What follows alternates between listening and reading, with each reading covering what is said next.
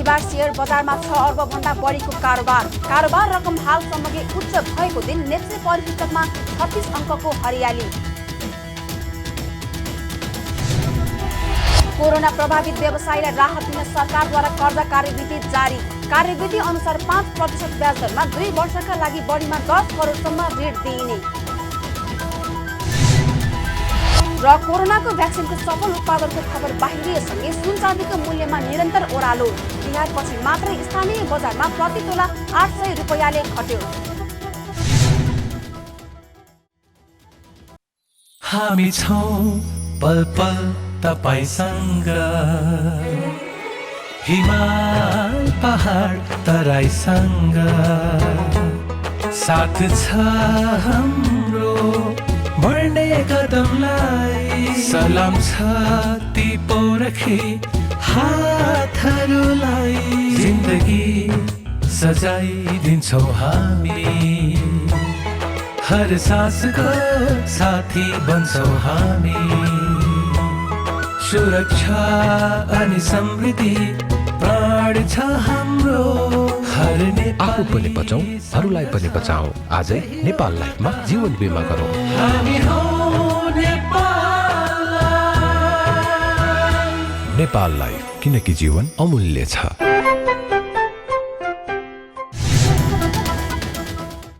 नमस्कार, कारोबार समाचारमा स्वागत छ। अब समाचार विस्तारमा। साताको अन्तिम दिन शेयर बजारमा 6 अर्ब रुपैयाँ भन्दा बढी हालसम्मकै उच्च रकमको कारोबार भएको छ। बिहिबार 1,40,62,507 किता शेयर कुल 6 अर्ब 11,67,30 रुपैयाँमा कारोबार भएको हो। यो कारोबार रकम अघिल्लो दिनको तुलनामा 1,32,56,89,000 रुपैयाँले बढी हो।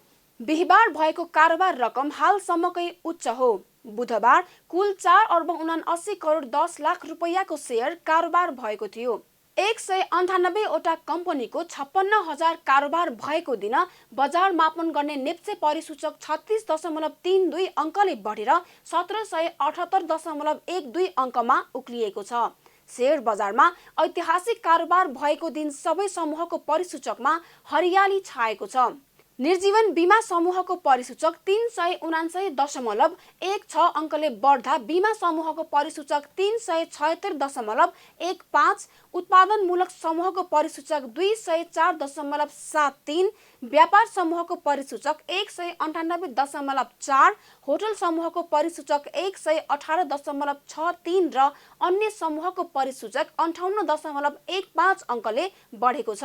यस्तै लघुवित्त समूहको परिसूचक 46.38, विकास बैंक समूहको परिसूचक 28.99, जलविद्युत समूहको परिसूचक 21.63, वित्त समूहको परिसूचक 13.76, वाणिज्य बैंक समूहको परिसूचक 2.71 र म्युचुअल फन्डको परिसूचक 0.07 अङ्कले बढेको छ।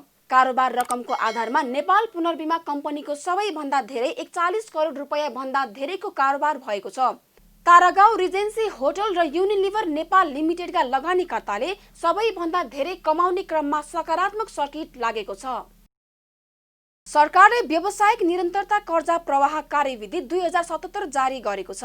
अर्थ मन्त्रालयले कोभिड-19बाट प्रभावित घरेलु, साना तथा मझौला उद्यम एवं पर्यटन व्यवसायका श्रमिक र कर्मचारीको पारिश्रमिक भुक्तानी तथा व्यवसाय सञ्चालन गर्न सस्तो ब्याज दरमा ऋण उपलब्ध गराउने गरी उक्त कार्यविधि जारी गरेको हो। अर्थ मन्त्रालयको प्रस्तावमा मन्त्री परिषदबाट पारित कार्यविधिमा कोभिड-19बाट प्रभावित ती क्षेत्रका श्रमिक र कर्मचारीको वार्षिक पारिश्रमिक तथा सोको 50% थप व्यवसाय निरन्तरताको लागि गरी कुल रकम वा अति प्रभावित, मध्यम प्रभावित र न्यून प्रभावित क्षेत्र वर्गीकरण सहित सीमा निर्धारण गरी क्रमशः 10 करोड, 7 करोड र 5 करोड रुपैयाँसम्म कर्जा उपलब्ध गराउने उल्लेख छ। कर्जाको ब्याज दर पहिलो वर्षको लागि 5% र दोस्रो वर्षको लागि 6% कायम गरिएको छ भने 2 वर्षभित्र भुक्तानी गरिसक्नुपर्ने उल्लेख छ। त्यसका लागि नेपाल राष्ट्र बैंक मार्फत कार्यान्वयन हुने गरी 50 अर्ब रुपैयाँको व्यवसाय सञ्चालन निरन्तरता कर्जा प्रवाह खाता खोल्ने तयारी समेत सरकारले गरेको छ। कर्जा प्रवाह गर्ने बैंक तथा वित्तीय संस्थाहरूलाई भने पहिलो वर्ष 2% र दोस्रो वर्ष 3% ब्याज दरमा खाताबाट रकम उपलब्ध गराइने र सरकारी स्वामित्वमा रहेको संस्थालाई 5% सम्म ब्याज उपलब्ध गराउने व्यवस्था छ। यस्तो ऋण कोभिड-19बाट प्रभावित भएको, सरकारको कुनै निकायमा दर्ता भई प्रमाणपत्र प्राप्त गरेको, नियमित नवीकरण भएको, श्रमिक वा कर्मचारी संख्या न्यूनतम 5 जना भएको, श्रमिक वा कर्मचारीले आर्थिक वर्ष 2076-77 को श्रावणदेखि फागुन मसान्तसम्म नियमित ज्याला वा तलब भुक्तानी गरेको र प्रचलित कानुन बमोजिम अग्रिम आयकर कट्टी गरी दाखिला गरेकाले मात्र पाउनेछन्। सरकारी निकाय, बैंक तथा वित्तीय संस्थाहरू र दात्री निकायबाट सहुलियत ब्याज दरमा कर्जा वा सहायता उपभोग गरिरहेका ऋणीहरू भने ऋण लिन नपाउने प्रावधान गरिएको छ। नेपालको कृषि, पर्यटन र निर्माणको क्षेत्रमा आवश्यक पर्ने कामदारहरूको अध्ययन तथा श्रम बजारको सूचना प्रणालीको विकास गर्न 4वटा निजी क्षेत्रका सङ्घ र ब्रिटिश काउन्सिल बीच सम्झौता भएको छ। नेपाल उद्योग वाणिज्य महासंघ लगायत अन्य 5वटा रोजगारदाताहरूको संगठित संस्था र ब्रिटिश काउन्सिल बीच employer led labour market secretariat ELMS परियोजनामा सम्झौता भएको छ। उक्त सम्झौता अनुसार नेपालको कृषि, पर्यटन र निर्माणको क्षेत्रमा आवश्यकता पर्ने कामदारको अध्ययन र अध्ययनका आधारमा दक्ष कामदारहरूको आपूर्तिको लागि सम्बन्धित विषयमा तालिम सञ्चालन गरिनेछ। कार्तिक 26 गते भएको सम्झौता पत्र अनुसार उक्त परियोजनाको लागि करिब 18 करोड रुपैयाँ खर्च हुनेछ भने कार्य अवधि 14 महिनाको हुने नेपाल उद्योग वाणिज्य महासंघकी अध्यक्ष भवानी राणाले जानकारी दिनुभयो। उहाँले यस परियोजनाबाट उक्त क्षेत्रमा देखिएको दक्ष कामदारहरूको माग र आपूर्ति बीचको बेमेल उजागर गरी सरकारी तवरबाट प्राविधिक शिक्षा तथा व्यावसायिक तालिम प्रदान गरी औद्योगिक क्षेत्रमा चाहिने दक्ष जनशक्तिहरूको उत्पादन गरी माग र आपूर्ति बीचमा सामञ्जस्यता कायम गर्न मद्दत पुग्ने समेत बताउनुभयो। लेबर मार्केट सेक्रेटरिएट भन्ने सँग सहकार्य भएको छ र सहकार्यको प्रारम्भमा चाहिँ इम्प्लोइड लेबर मार्केट सेक्रेटरिएट परियोजनाको कार्यान्वयन सम्बन्धी सम्झौता पत्रमा नेपाल उद्योग वाणिज्य महासंघ र ब्रिटिश काउन्सिल, जसको चाहिँ एउटा युरोपियन युनियन फन्डेड हो यो दक्षता, जसलाई चाहिँ हामीले टिबेट प्र्याक्टिकल पार्टनरसिप प्रोजेक्ट पनि भन्छौँ, यसको बीच कार्तिक 27 गते चाहिँ हामीले सिग्नेचर पनि गरेको थियौँ र परियोजनाको प्रमुख उद्देश्य चाहिँ to create a model of employers association to conduct harmonise demand side LMI activities पनि रहेको छ र यो परियोजनाको साझेदारहरू चाहिँ मैले अघि नै भनिसकेँ, हामीसँग एकदमै नेपालमा आफ्नो आफ्नो क्षेत्रमा प्रभावकारी ढङ्गले कार्य गरिरहनुभएका सङ्घ संस्था हुनुहुन्छ, जस्तै नेपाल उद्योग परिषद हुनुहुन्छ, घरेलु तथा साना उद्योग महासंघ छ, होटेल सङ्घ र नेपाल निर्माण व्यवसाय महासंघ पनि यसमा रहेको छ र अहिले भर्खर हामीले चाहिँ फर्स्ट बोर्ड मिटिङ पनि गऱ्यौँ र हामीले यो 5वटा संस्थाले एउटा अग्रिमेन्ट पनि गरेको छौँ र यो अग्रिमेन्ट अनुसार चाहिँ हामीले आफ्नो आफ्नो क्षेत्रबाट चाहिँ यो श्रम बजारलाई चाहिँ कसरी अझ हामीले यसलाई स्ट्रङ बनाउन सक्छौँ भन्ने तर्फ चाहिँ हामी कार्यक्रमलाई अगाडि बढाउँछौँ र अवश्य नै यो सबै संस्थाहरू आफैमा प्रभावकारी र आफैमा एकदमै सक्षम भएकोले यो कार्यक्रमलाई पनि हामीले एकदमै कठोर लिएर यसलाई सफलतापूर्वक यस्तो कोभिडको बेलामा जहाँ चाहिँ चुनौतीको थुप्रैको बावजुद पनि हामीले यसलाई सफल पार्छौँ भन्ने विश्वास पनि छ। सम्झौता अनुसार परियोजनालाई कार्यान्वयनमा ल्याउन परिसंघ सहित नेपाल घरेलु तथा साना उद्योग महासंघ, होटल संघ नेपाल र नेपाल निर्माण व्यवसायी महासंघको संयुक्त रूपमा कार्यहरू अगाडि बढाउने पनि सहमति भएको छ। तिहारपछि सुनको मूल्य लगातार घट्दो क्रममा देखिएको छ। तिहार पछिको पहिलो कारोबार भएको दिन बुधबार प्रति तोला 100 रुपैयाँले घटेको सुनको मूल्य बिहीबार 100 रुपैयाँले ओर्लिएको नेपाल सुनचाँदी व्यवसायी महासंघले जनाएको हो। महासंघका अनुसार बिहीबार छापावाल सुनको मूल्य 94,400 र तेजाबी सुन प्रति तोला 93,900 रुपैयाँमा कायम भएको छ।